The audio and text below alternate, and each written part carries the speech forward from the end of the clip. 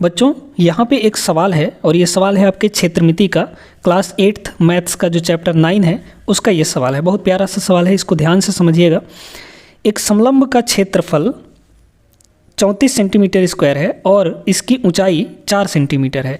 समांतर भुजाओं में से एक भुजा की लंबाई 10 सेंटीमीटर है, तो दूसरी समांतर भुजा की लंबाई ज्ञात कीजिए। हमने यहाँ पे एक ट्रेपेजियम बना के रखा है। ट्रेपेजियम का मतलब समलंब चतुर्भुज है ना।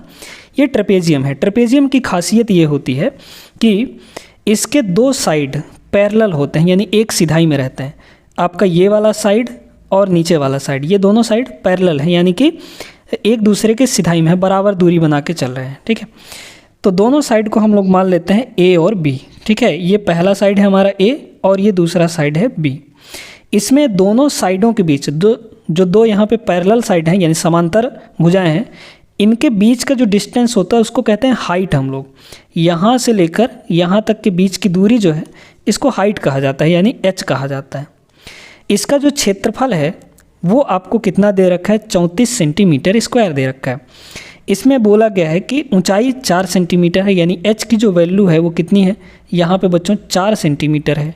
ठीक है, और कह रहा है समांतर भुजाओं में से एक भुजा, ये पैरेलल लाइन से इनमें से एक भुजा कह रहा है 13 सेंटीमीटर है। तो किसी को भी 13 सेंटीमीटर मान लीजिए, चाहे ए को मान लीजिए चाहे बी को मान लीजिए, है ना। हमको नहीं पता है कि कौन सा वाला होगा, तो किसी को मान लेते हैं, ए को ही मान लेते हैं। हमारा कितना है, 10 सेंटीमीटर है। आपको दूसरे समांतर भुजा की लंबाई निकालनी है, यानी बी की वैल्यू निकालनी है। सबसे पहले ऐसे प्रश्न में देखिए कि क्या आपको दिया गया है। दिया क्या गया है, यहाँ पे लिखेंगे हम लोग दिया गया है। क्या दिया गया है, हिंदी में भी लिख सकते हैं, इंग्लिश में लिख सकते हैं। हिंदी में लिखेंगे तो लिखेंगे दिया है, या फिर इंग्लिश में लिखेंगे तो आप लिखेंगे गिवन, है ना। इसको हम लोग चलिए सॉल्व करते हैं। क्या गिवन है, आपको यहाँ पर एरिया दिया है। दूसरी बात, यहाँ पे हाइट दी गई है। तो यहाँ पे ए की वैल्यू कितना दिया है, ए का वैल्यू 10 सेंटीमीटर है ना। ए का वैल्यू यानी पहली भुजा 10 सेंटीमीटर। हाइट आपको कितनी दी गई है, हाइट आपको दी गई है 4 सेंटीमीटर है ना, 4 सेंटीमीटर। और b की वैल्यू निकालनी है हमको, तो b यहाँ पे इतना कर देंगे। अब मेन बात ये है कि यहाँ पे ये आपको क्या दे रखा है, ये आपको क्षेत्रफल दे रखा है, यानी एरिया दे रखा है। तो जो चीज़ का वैल्यू दिया रहता है उसी का फॉर्मूला हम लोग लगाते हैं। तो क्या लिखेंगे, एरिया ऑफ ट्रेपेजियम, यानी कि समलंब का क्षेत्रफल। समलंब का क्षेत्रफल का फॉर्मूला लिखते हैं हम लोग, है ना। क्या हो जाएगा, हिंदी में आप लोग लिख लीजिएगा, एरिया ऑफ ट्रेपेजियम, है ना, एरिया ऑफ ट्रेपेजियम।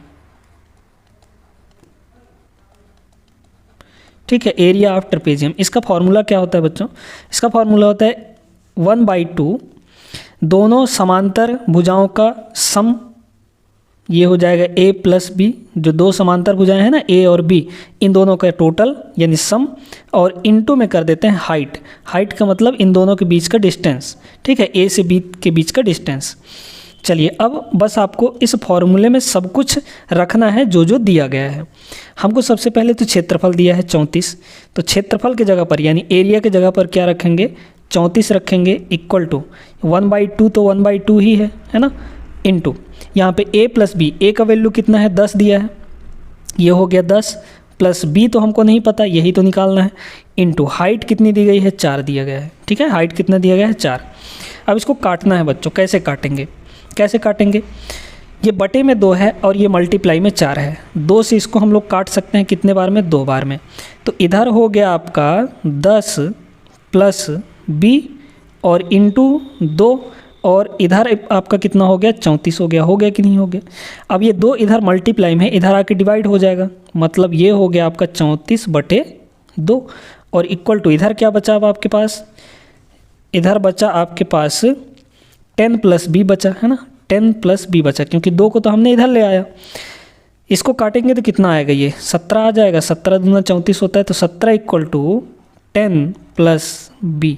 यहाँ से b की वैल्यू कितनी आएगी बच्चों, तो b इक्वल टू 10 को इधर ला के घटा देंगे तो हो जाएगा 17 माइनस 10। 17 माइनस 10 का मतलब क्या होता है, 7 सेंटीमीटर, यानी दूसरे भुजा की लंबाई कितनी होगी, 7 सेंटीमीटर हो जाएगी। ये आपका प्रॉपर तरीका है, और इस तरीके से जब आप करते हैं तो एग्जामिनर खुश हो जाता है, क्योंकि उसको लगता है कि बच्चे को हर एक चीज़ डिटेल में पता है और अच्छे से कर पा रहा है सवाल को। ठीक है, आप ऐसे ही कुछ भी मत कर दीजिए। पहले आपको क्या लिखना है, यहाँ पे सबसे पहले आपको लिखना है फॉर्मूला। ये चीज़ फॉर्मूला लिखने के बाद क्या करना है, जो वैल्यू दी रहेंगे उसको लिखना है, फिर आपको जाके सॉल्व करना है, प्रॉपर तरीके से सॉल्व करना है। और लास्ट में आपको लिखना है अतः दूसरी समांतर भुजा की लंबाई 7 सेंटीमीटर है। इस तरीके से हिंदी वाले ऐसे लिख लेंगे, इंग्लिश में लिखेंगे hence the length of second parallel side is 7 centimetre. इस तरीके से आप लिखेंगे तो आपको पूरा नंबर दिया जाएगा, एक भी नंबर यहाँ पे कहीं पे नहीं कटेगा। ठीक है, तो ये तरीका है आपके करने का। इंग्लिश वाले इंग्लिश में लिख लेंगे, हिंदी वाले हिंदी में लिख लेंगे। तो उम्मीद करते हैं बच्चों की अच्छे से समझ में आ गया होगा। आपको ऐसे प्रश्नों में क्या करना होता है, जो चीज़ दिया है उसका फॉर्मूला लगा दीजिए, और फॉर्मूला पता होगा तभी आप इन सवालों को अच्छे तरीके से परफॉर्म कर पाएंगे। ठीक है ना, मिलेंगे ऐसे ही बेहतरीन प्रश्न लेकर अगले क्लास में, जो कि आपके एग्ज़ाम के पॉइंट ऑफ व्यू से बहुत महत्वपूर्ण होने वाला है प्रश्न। यहाँ पे हम इंपॉर्टेंट सवालों को करवा रहे हैं। ठीक है, चलिए मिलते हैं अगले क्लास में, तब तक के लिए जय हिंद।